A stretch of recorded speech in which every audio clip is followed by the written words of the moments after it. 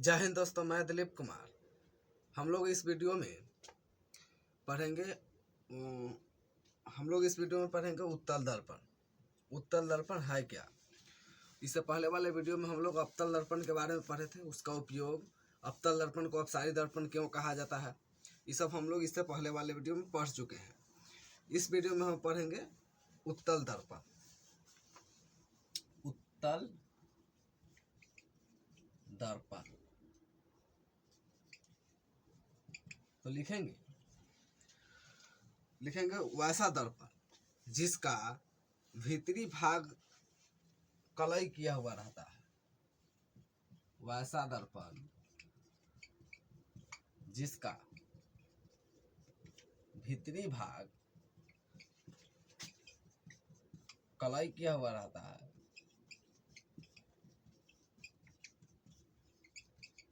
किया हुआ रहता है, उसे उत्तल दर्पण कहते हैं।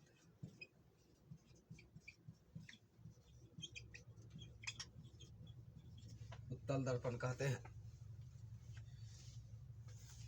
जिसका भीतरी भाग कलई किया हुआ रहता है, उसको उत्तल दर्पण कहते हैं।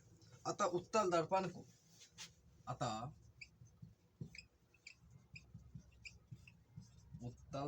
को अभिसारी दर्पण भी कहा जाता है। इसकी फोकस दूरी धनात्मक होती है। इसकी फोकस दूरी धनात्मक होती है।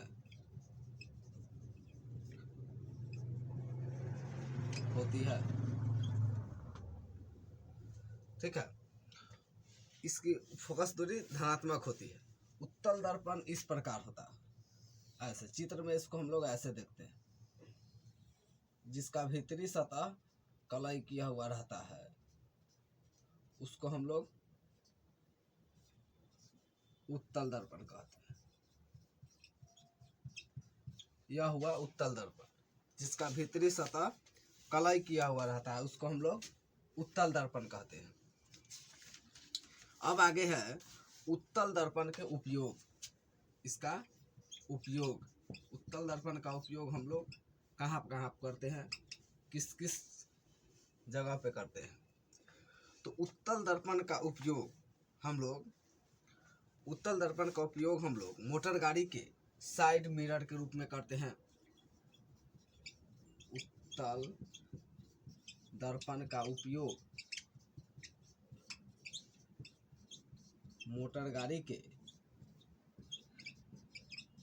साइड मिरर के रूप में करते हैं। साइड मिरर के रूप में करते हैं।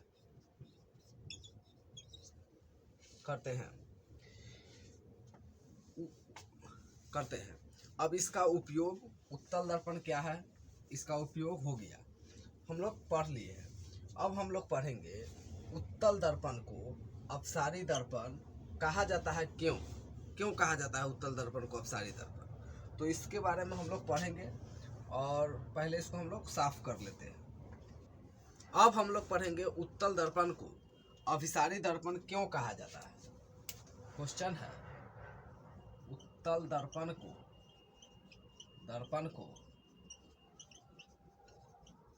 अभिसारी दर्पण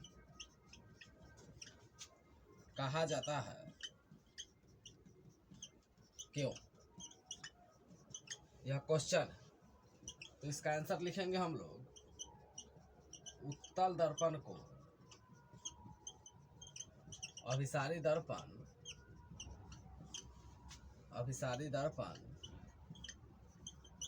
कहा जाता है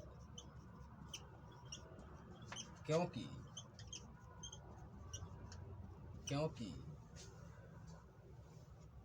उत्तल दर्पण को अभिसारी दर्पण कहा जाता है क्योंकि उत्तल गोलीय दर्पण के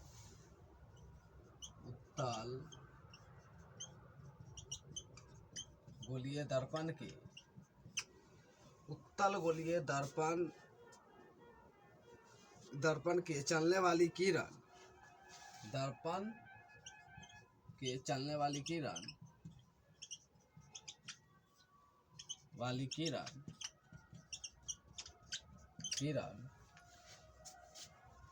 दर्पण से परावर्तित होने के बाद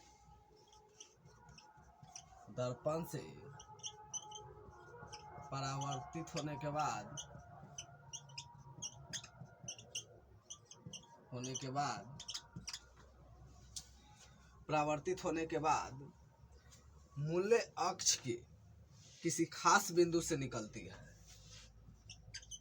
मूल्य अक्ष के किसी खास बिंदु से निकलती है। खास बिंदु से निकलती है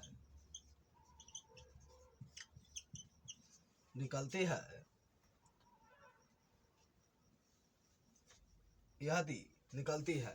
यही कारण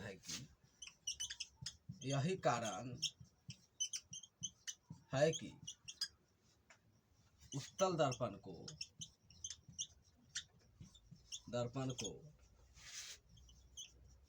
अभिसारी दर्पण भी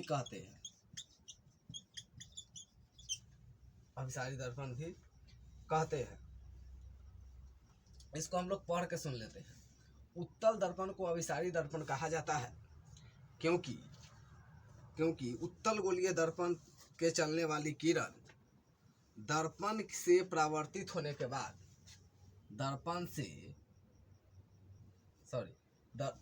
दर्पण से परावर्तित होने के बाद मूल्य अक्ष के किसी खास बिंदु से निकलती है। मूल्य अक्ष के किसी खास बिंदु से निकलती है। यही कारण है कि उत्तल दर्पण को अपसारी दर्पण भी कहा जाता है। अब हम लोग पढ़ेंगे इससे बाद उत्तल दर्पण अवतल दर्पण में अंतर। तो यह हम लोग अगले वीडियो में पढ़ेंगे। तब तक के लिए इतना ही। मिलते हैं नेक्स्ट वीडियो में। जय हिंद।